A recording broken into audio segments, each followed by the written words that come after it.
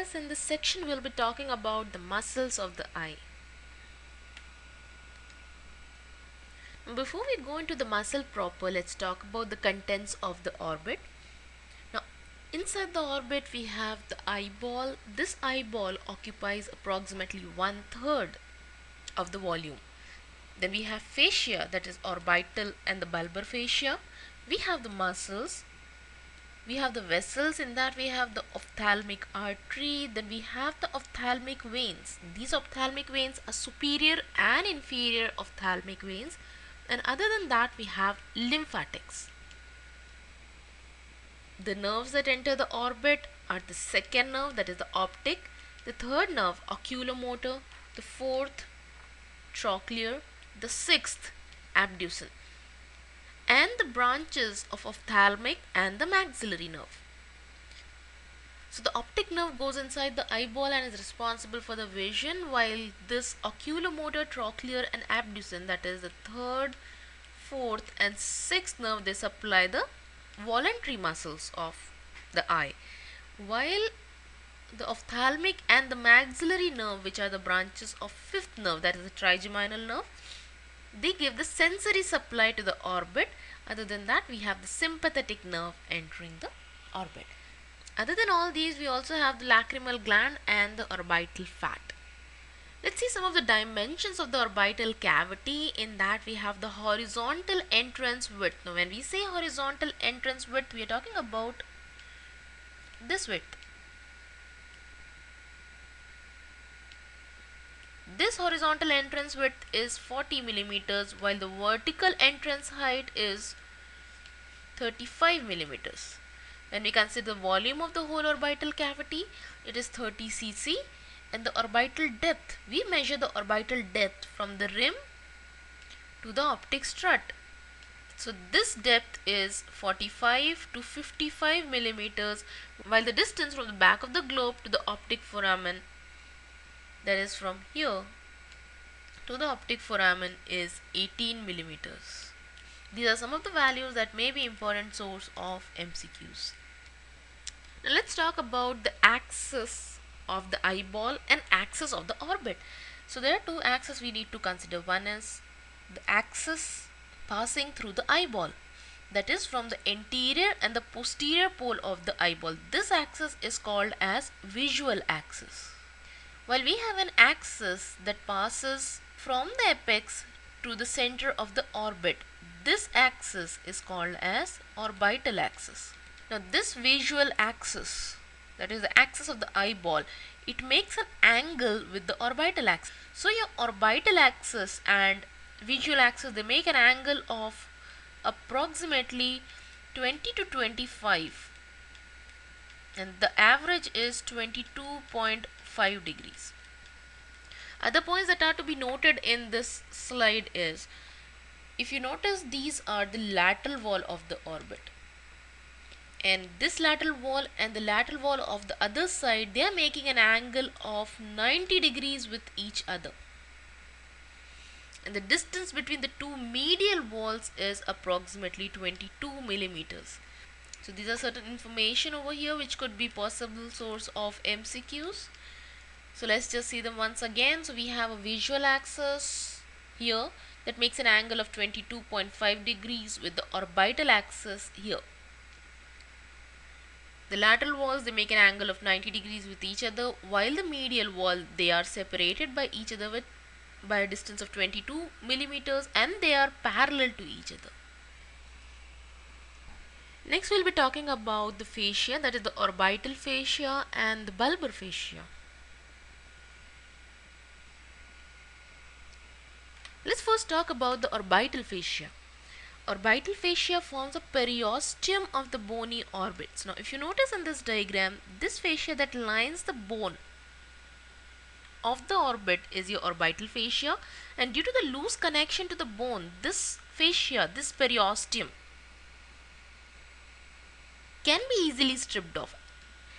This point is in contrast with the other periosteums in the body which are very firmly attached to the bone, but this periosteum of the orbit, that is the orbital fascia, is loosely attached to the bone. And it is also continuous with the dura mater. Now if you see here, it will be continuous with the dura mater, and the sheath of the optic nerve. Now, if we notice the orbital fascia in the floor of the orbit, it forms a gap. It forms a gap here in the region of inferior orbital fissure. And this gap is bridged by a connective tissue with some smooth muscle fibers in it, and these fibers are called as orbitalis muscle. So if you notice the location of the orbitalis muscle, this muscle bridges the gap, bridges the inferior orbital fissure in the floor of the orbit. The orbital fascia forms the extension into the upper eyelid and the lower eyelid, and these extensions are called as orbital septum.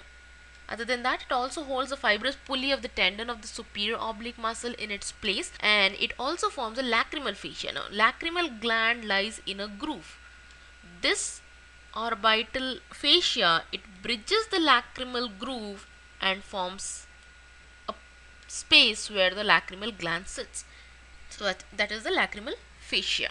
Then we talk about the bulbar fascia. Now, bulbar fascia or the Tennant's capsule, it forms a thin, loose, membranous sheet around the eyeball.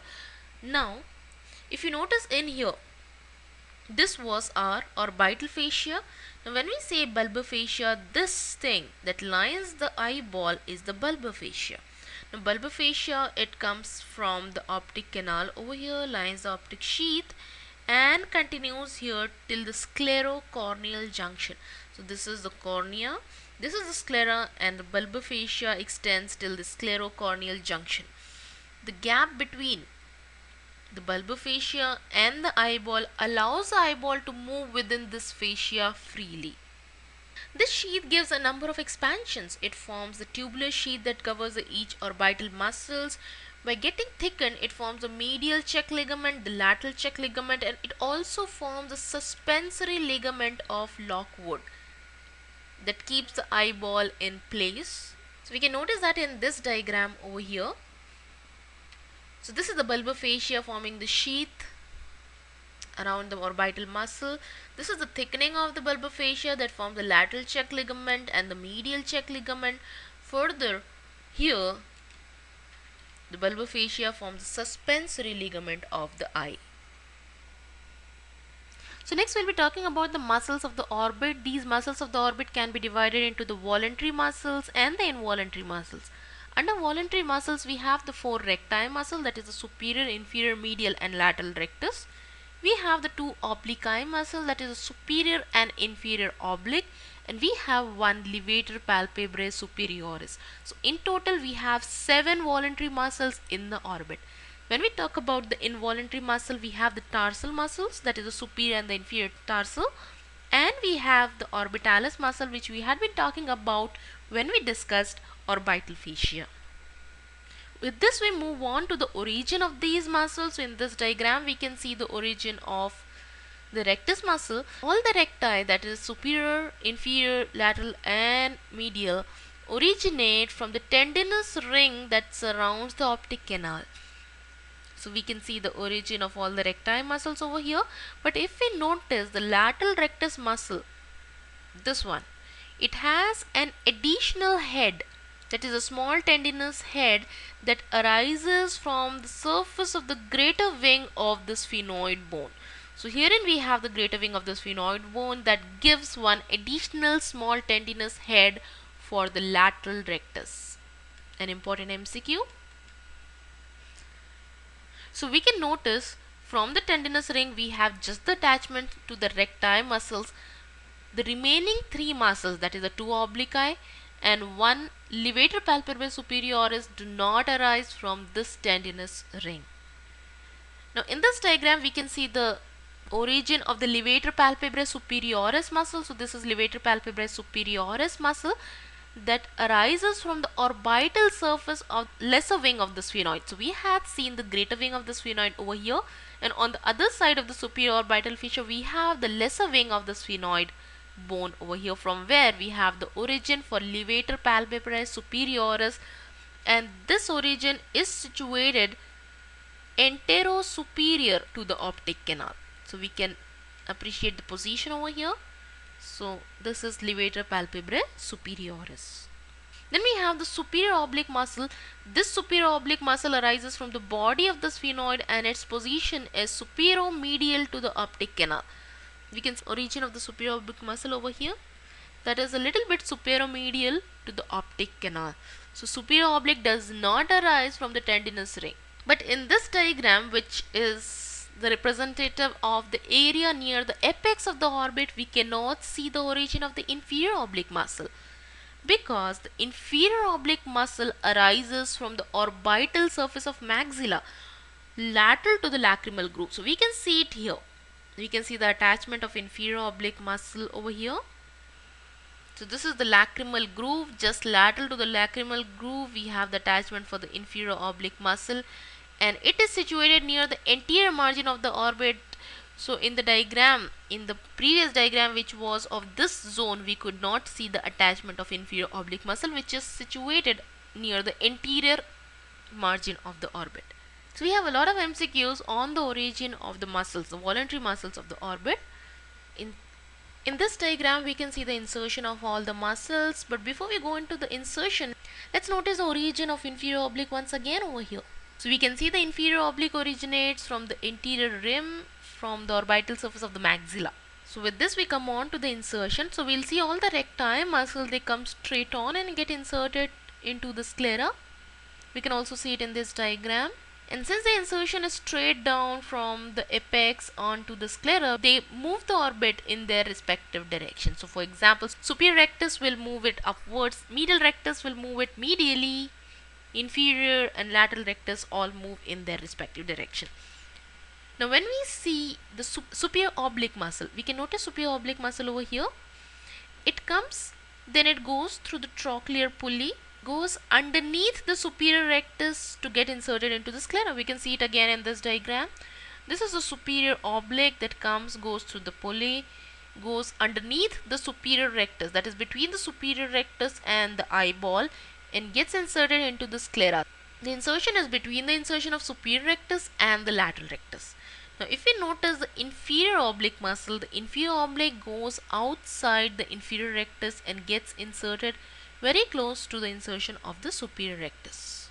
So based on their insertion, the superior oblique brings about this movement, that is the inward rotation, that is called as intorsion, while the inferior oblique brings about this movement, that is called as extorsion. This diagram highlights the position, the insertion of the superior oblique and inferior oblique very clearly.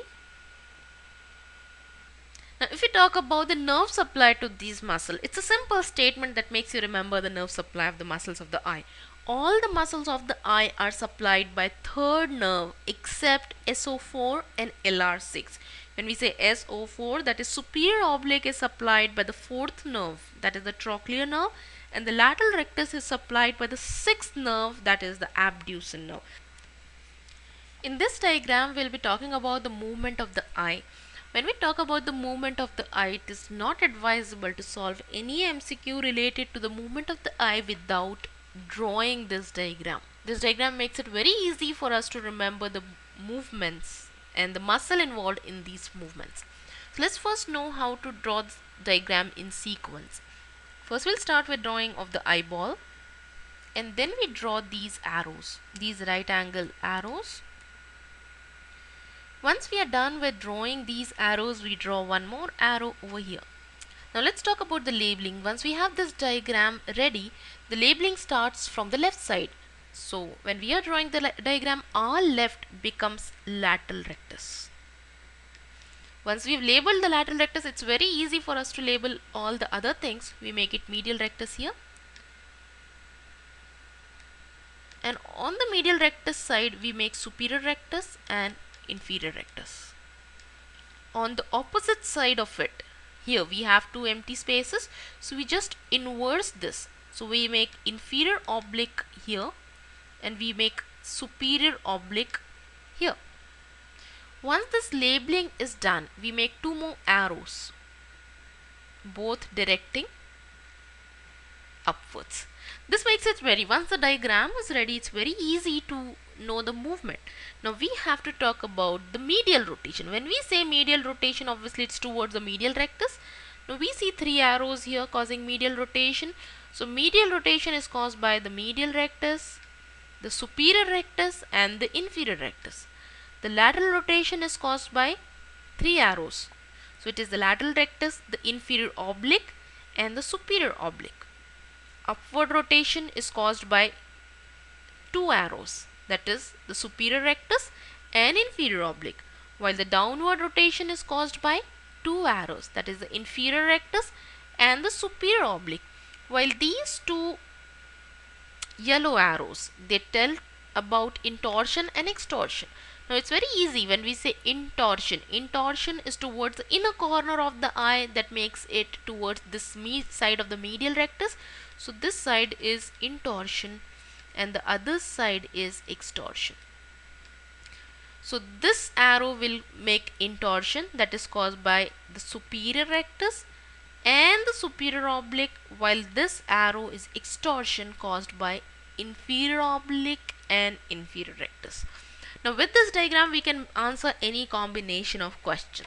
For example, if the question is asked about what movement does inferior oblique brings about, so we all very well know, we can see in this zone the inferior oblique has these three arrows associated with it.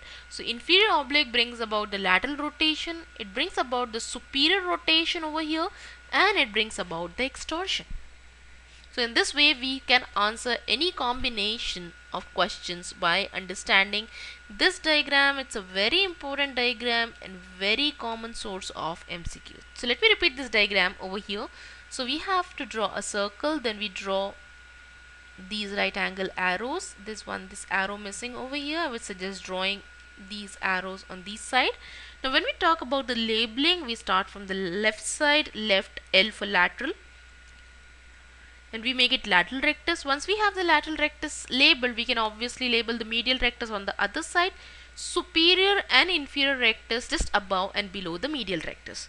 Then on the other side we have to label the oblique in the two remaining spaces, so we just switch them. So superior oblique goes down and the inferior oblique goes up. Then we make these two orange arrows, both directing upwards. Once this is done, our diagram is ready. So now we'll see the medial rotation. These three arrows is caused by the medial rectus, the superior rectus and the inferior rectus. The lateral rotation is caused by the lateral rectus, the inferior oblique and the superior oblique. The upward rotation caused by the superior rectus and the inferior oblique. The downward rotation caused by the inferior rectus and the superior oblique. Please notice I'm not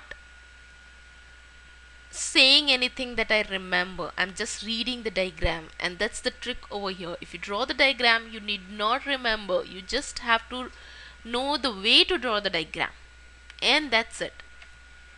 Okay, so when we talk about the intorsion, it's superior oblique and the superior rectus, and when we talk about the extorsion, it's inferior rectus and the inferior oblique. Hope that makes it clear. With this I move on.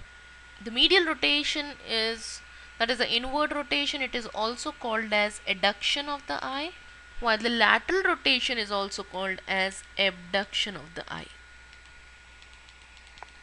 So your question may ask you about the abduction and adduction rather than calling it as medial rotation or lateral rotation. So that shouldn't confuse you. So with this we summarize the movements of the eye. So with this we complete the muscles of the eye, the movement of the eye, their nerve supply, and we have also seen a bit about the orbital and the bulbar fascia. The vessels of the eye, the details of the nerves associated with the eye, their path is covered in the respective sections of the video. Thank you.